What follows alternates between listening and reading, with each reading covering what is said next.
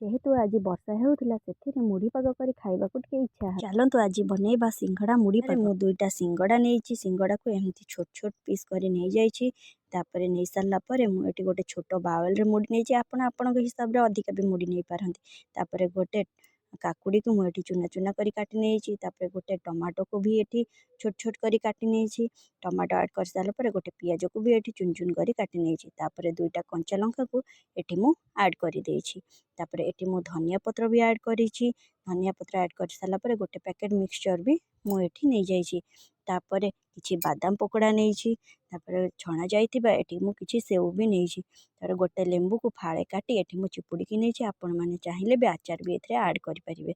ତାପରେ ମୁଁ କିଛି ସୋରିଷ ତେଲ ବି ଏଥିରେ ଆଡ଼୍ କରି ନେଇଛି। ଆଡ଼୍ କରିସାରିଲା ପରେ ଚାଲନ୍ତୁ ଆକୁ ଆମେ ମିକ୍ସ କରିବା। ଦେଖନ୍ତୁ ମିକ୍ସ ହେଇସାରିଲା ପରେ ଆମର ରେଡ଼ି ହେଇଗଲା ସିଙ୍ଗଡ଼ା ମୁଢ଼ି ପାଗ।